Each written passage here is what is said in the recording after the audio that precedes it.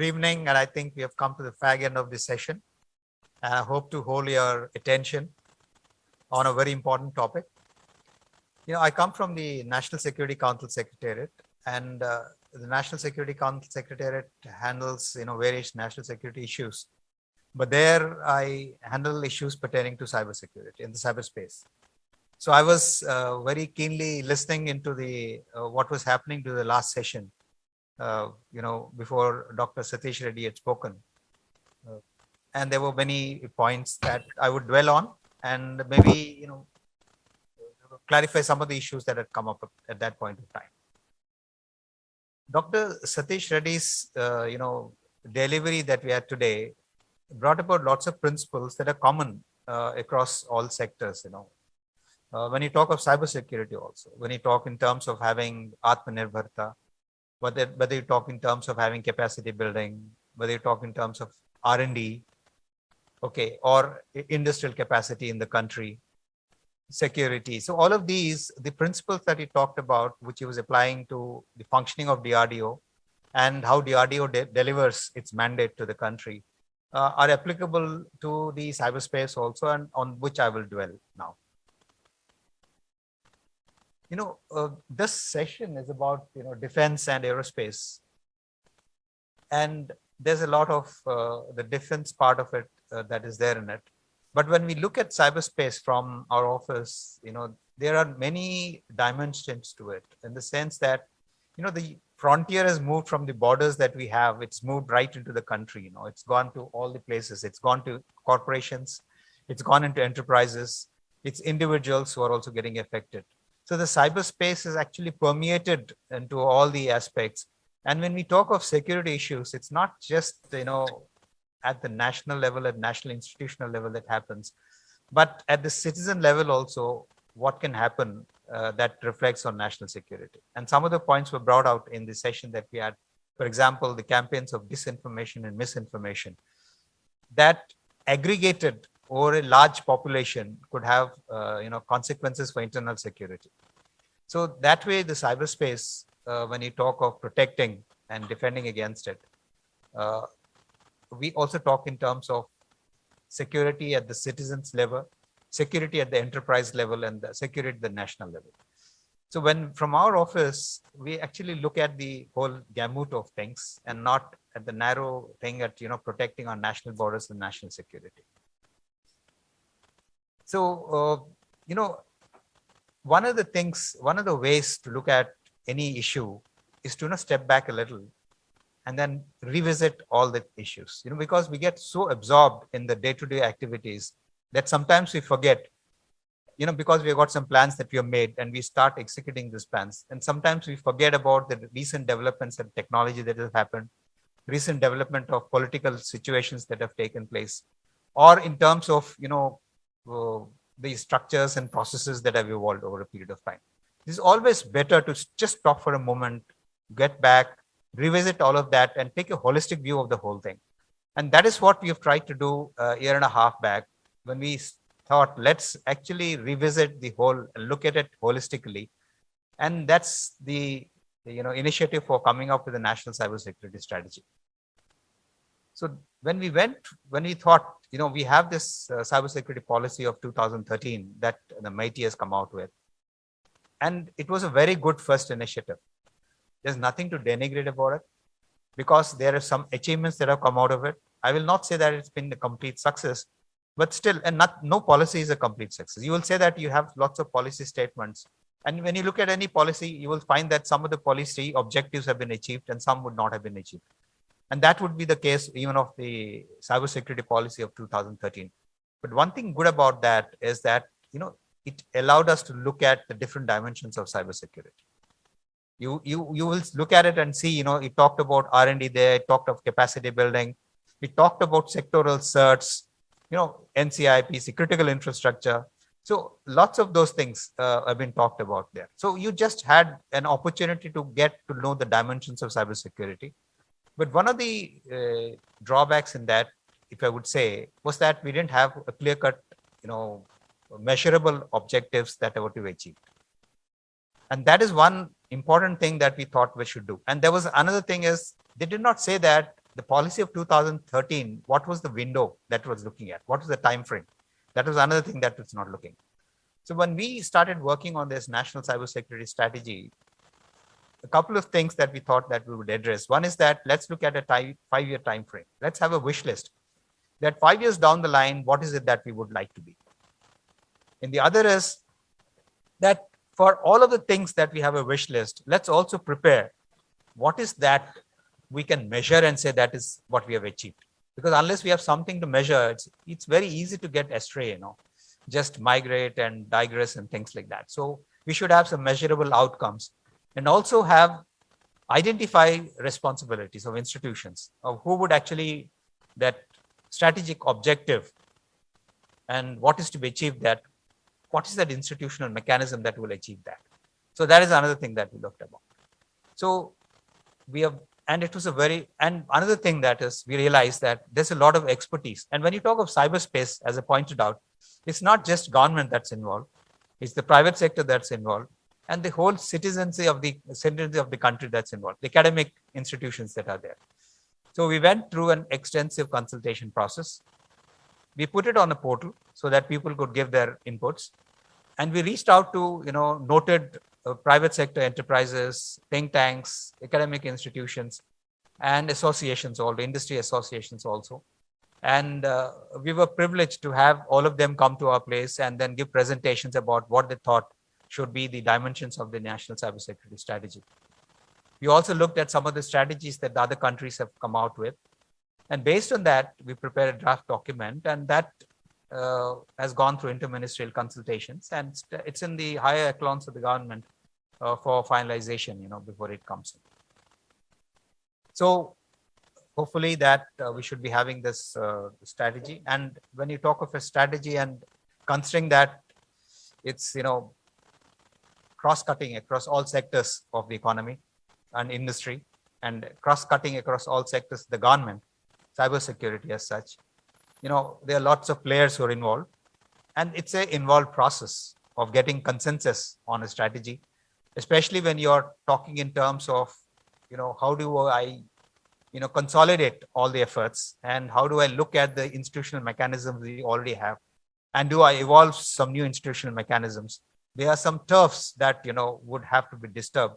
So that's where you find that there's a lot of discussion that happens, and there's a broad consensus that's required to be evolved, and that's a process that takes place and that takes time. And we expect the strategy will come in due course, and as a robust strategy that has broad agreement across all, because one thing important is to have broad agreement. Otherwise, you will not. It will be having implementation issues that will come about. So that is regarding the strategy. Okay. See, one of the things that I would just dwell on strategy apart. It's not that we are waiting for a strategy to come and then sitting across, twiddling our thumbs and saying that once the strategy comes, that's when we will start taking action. It's not that. Strategy is coming, but doesn't mean that there's no action that's taking place. There's a lot of action that's happening on the ground. There's a lot of thinking that's going on in the government about what is required to be done. If you look at all of you would be aware that lots of developments have happened, especially in technology area. We find that, and that's been talked about, at artificial intelligence, blockchain, IoT, 5G. These are things that people have been talking about. And each of these technologies that have come, they bring forward their own challenges in terms of security.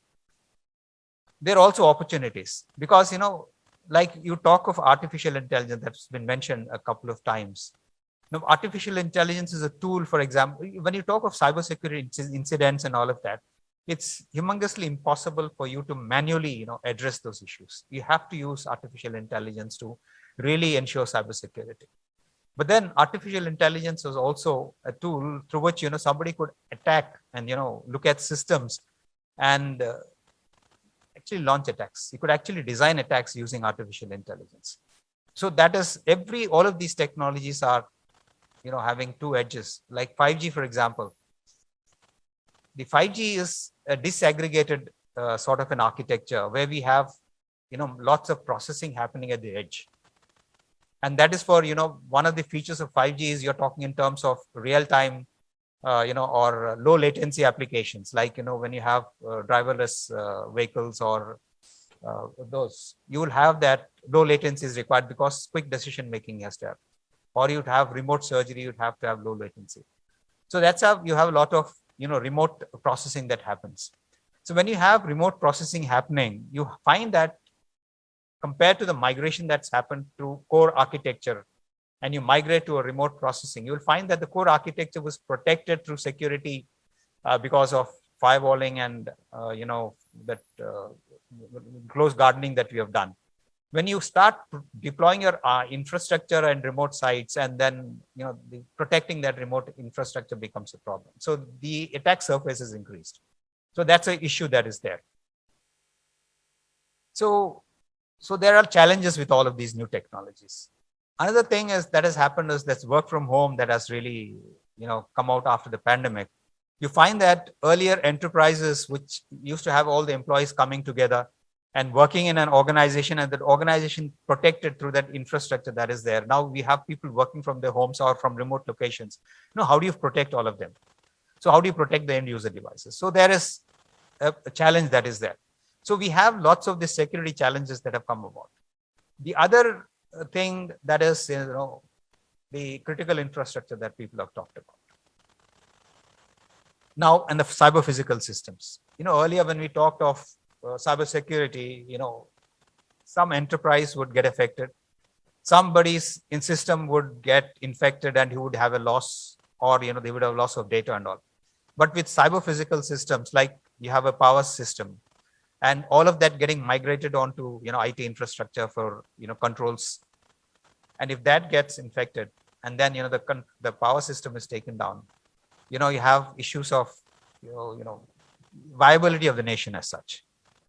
If you have the telecom infrastructure coming down, you have the viability of the nation, the financial infrastructure coming down, the viability infrastructure. It's a big catastrophic consequences that is one part.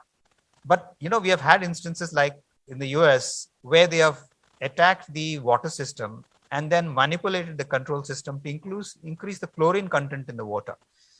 While the control systems did not show that there is any increase in the chlorine that's going into the water, but actually physically that was happening. Now that is damaging to the health of, citizens. So when you have the cyber physical systems, you have, loss of limb and life that also comes, the dimension of that also comes into it. So there's a big play of, not only, theft of data and that is coming, but there's also a problem of life and liberty and all of those things that's coming. Then that is where, we have to start looking at all of these aspects and working about how do you actually address all of these issues. So you start looking for solutions, but then you see that we have different sectors of the economy and the maturity level is different.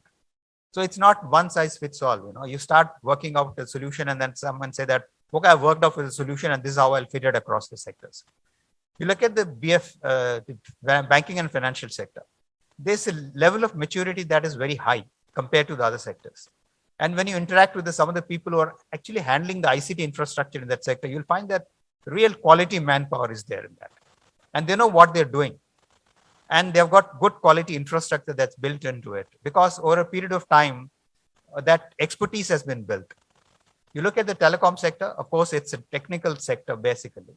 There also you'll find that, there's a level of maturity. And like in the financial sector, the regulator there, if you talk about RBI or the Department of Financial Services, or in the telecom sector, the Department of Telecom, they've been working with the sector, over a period of time to ensure that security is there. So there, the sectoral regulator also, to a large extent, is aware of what is required to be done to ensure the security of the infrastructure there. So if you go and see the license conditions, the regulations, you will find that there's a lot of matter that return into it to ensure that the sector is, secure. And in both the cases, as it's been pointed out, it's in the private sector. The sectors are managed by the private sector.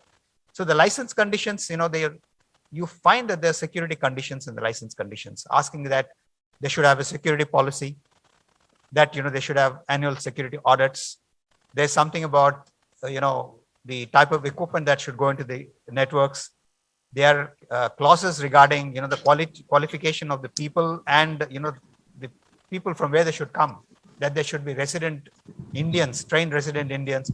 So you'll find that, and also on supply chain. So you'll find that there are conditions that are built into the license conditions or regulatory conditions in these sectors that are trying to address this, and there's a level of maturity.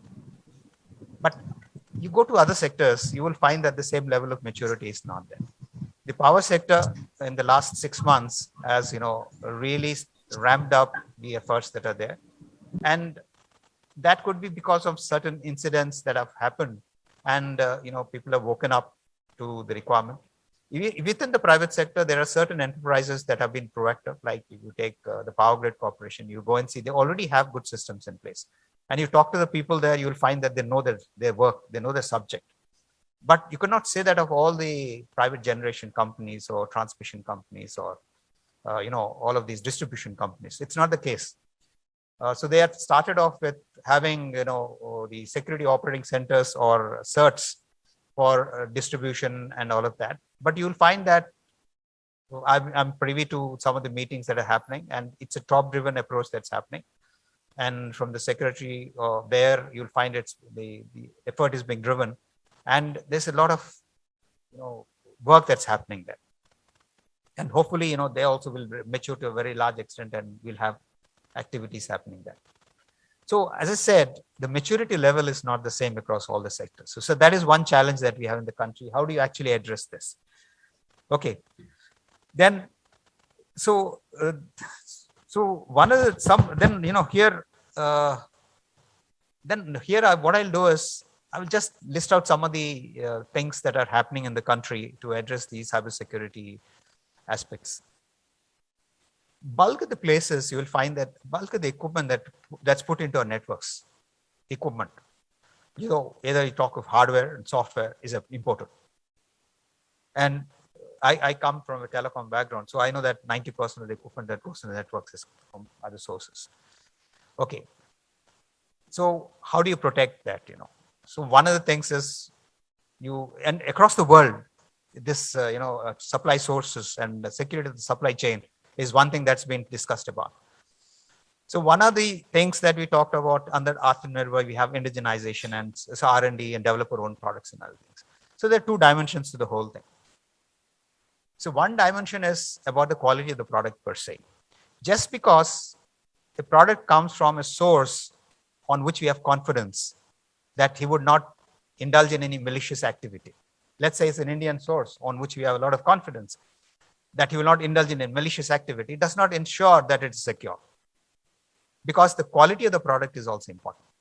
If you'll see bulk of the cybersecurity incidents that have happened in the Western world, like the Colonial Pipeline, and look at the basic underlying software and hardware that is deployed in Colonial Pipeline. Is it from any untrusted source? There must be all equipment that has been sourced from the Western world itself. So that did not guarantee that infrastructure was not compromised. So there are two dimensions to all the cybersecurity. One is the quality of the product per se is important. That does it adhere to the standards? Do we have proper standards for it? And does it adhere to the standards? That's an important part. But that itself does not guarantee, because the complexity of the equipment is so much that if an actor deliberately tries to install a malicious software, it's very difficult to detect it through testing. It's a very difficult, humongous task. So we have to address both the dimensions. And that's where, one is looking at the adherence to security standards by the equipment is important. And looking at the compliance to the adherence to the security standards through testing is important. So a certification scheme. The other is also look at the source from where the equipment is coming. And that source is reliable. In the terms of, how is the company, what is the history of that company, what is the ownership pattern of that company, that's also important. So we have been trying to address both the dimensions. So if you look at, for example, I take the example of telecom again, because, this is one area, as it's been pointed out in that also, the underlying infrastructure of telecom is critical. So if that goes, nothing will work. banking, financial wouldn't work, your civil aviation would not work, any logistics would not work, nothing would work. So that is one thing that was recognized. So in December of last year, the cabinet, the cabinet of the country came up with a national security directive for the telecom sector. And under which, after June 15th of this year, none of the telecom service providers, and when I talk of telecom service providers, I refer to people who are providing mobile services, VSAT services, internet services, national long distance, international long distance, any of this, satellite services, all of this. I mean, all of them come into the gamut. None of them can induct any network, any equipment to the network that does not come from a trusted source or trusted product. Only trusted products are to induct into the network. And what is a trusted product is something that after evaluation, the government would tell them. And that our office is actually taking care of. We have the National Cybersecurity Coordinator, who's the designated authority, and who would actually determine based on approval from a committee, that National Security Committee for Telecommunication. So this is looking at the dimension of looking at whether the source from where the product is coming from is trusted or not, and there would be evaluation criteria based on which it would be done to address national security concerns. And a trusted product would be one where the components that go into that product also come from trusted sources. So it's not only the product that is manufactured comes from a trusted source, but the components that go into it, both the hardware and software components also should come from trusted sources. So and initially we are looking at programmable components. Active programmable components should all come from trusted sources. And when the active programmable components come from trusted sources, that product will be a trusted product, and only those products can go into the network. We have created a portal for it, and we have started the evaluation activity. And recently we have actually given out a few of the vendors of actually populating the portal with the information, and we are getting it evaluated. And some of the vendors have recently been declared as trusted, and this process is going on. So that is one aspect. But as I said, that aspect does not address the aspect of standards and quality. So that's where the DOT has got a scheme called the MTCT, Mandatory Testing and Certification for Telecommunication Equipment, under which, in addition to normal safety and functional requirements, there's also safety requirements that do. So there are something called essential requirements for safety, what they call as Indian Telecommunication Security Assurance Requirements, which are formulated, and the equipment has to be tested and certified against that. So that is the standards. So those standards would be normally, it's not that we are coming up with unique standards of our own. They would be based on international standards like of 3GPP, IETF, or IEEE, and maybe some other requirements that we could come up if they are not there in those international standards. And that would be ITSAs for this equipment. And that would be tested and certified against that. And that equipment only can come into the country. And there, of course, there's a linkage with the customs that unless that is certified, you can't even import it for selling in the country. So there are two dimensions to it. Now, the power sector also is working on this particular scheme. They're also looking at it, and they will also come up with their own scheme on similar lines. So these are a couple of works that's happening. The other aspect we were looking at is, when you look at critical infrastructure, there are many mandates sectorally for doing audits, security audits. So now that you have a security policy, you implement the security policy, but somebody has to audit and see that implementation is happening. So security audits is important. Certain empaneled auditors are there based on through which you can get your audits done. But our whole observation has been that, there have been some certain breaches where, after the breach has occurred and we have done an investigation, we found that, and we go into the system and look at it, we find that the malicious actor has been resident in the system for some time. And we look at the date from when the malicious actor has been there in the system. We find that a couple of security audits had happened after that infestation had happened. And these security audits have not actually been able to detect that infestation. So there are some issues with that. And that's one area we are working on, how to improve the security audits to see that they're more robust. But then we also understood that, especially for critical infrastructure and infrastructure that's of national importance, it's important to do some special audits.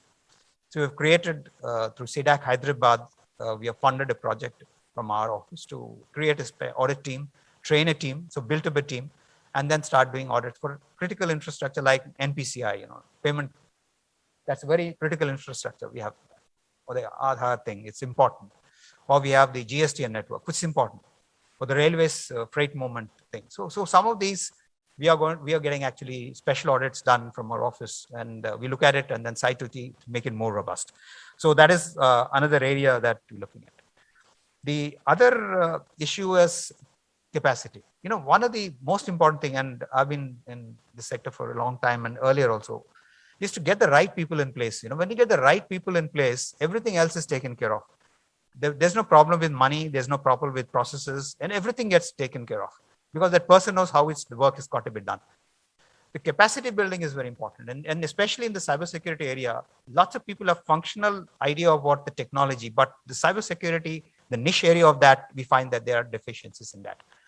And here, one of the things is a very important window into an organization is the CISO, the Chief Information Security Officer. He's a very important window.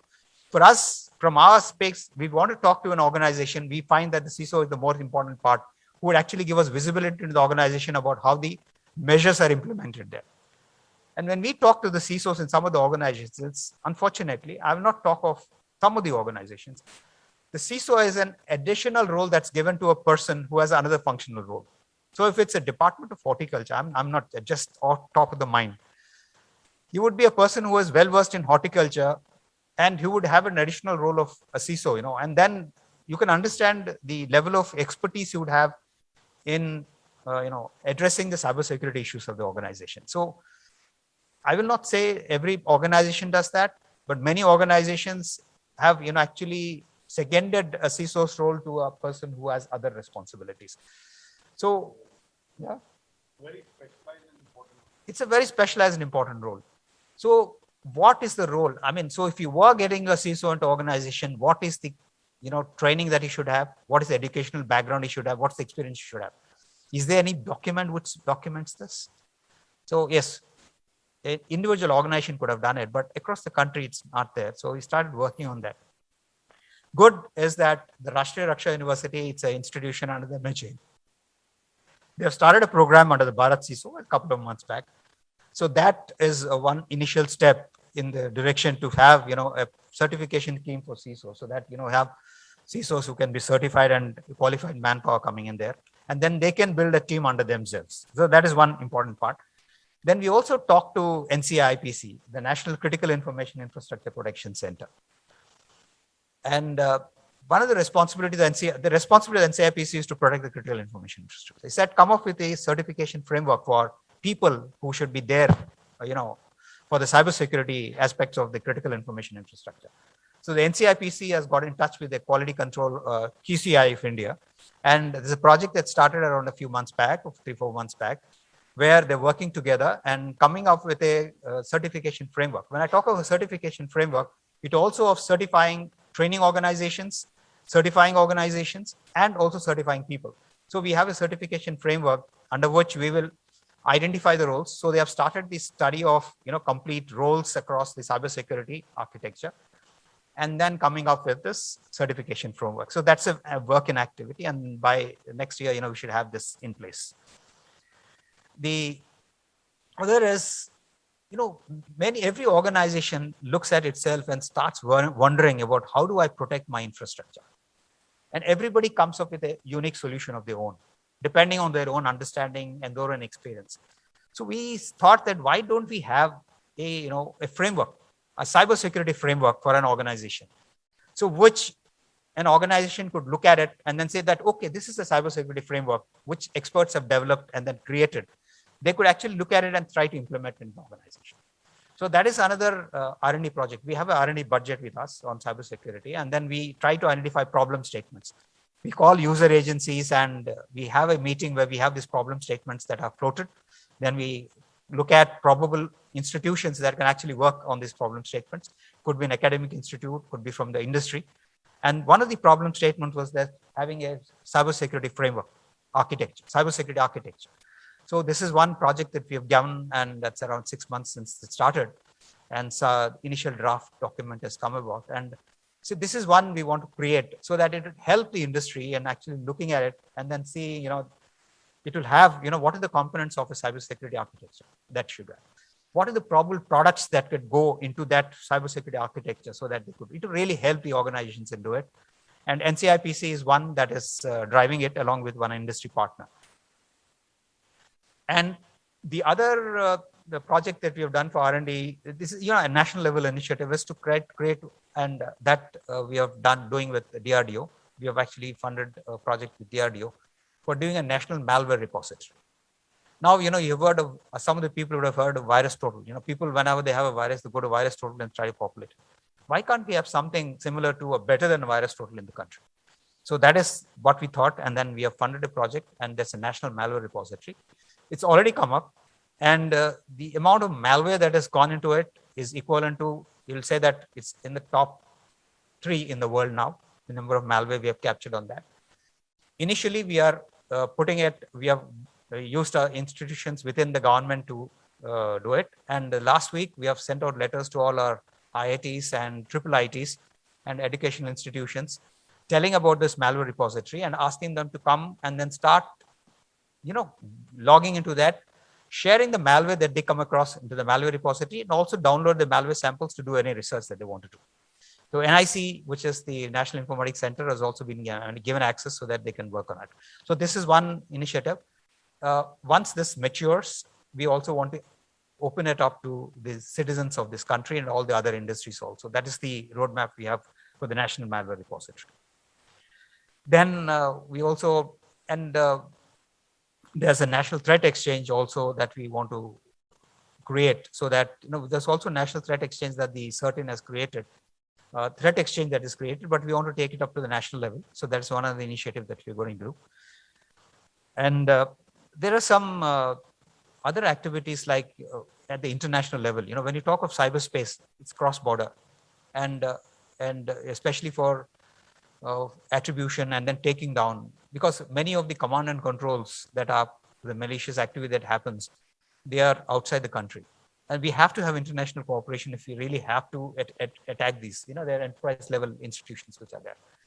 So the recent initiative was, this anti-ransomware initiative that has come about, where India has also started participating with other countries.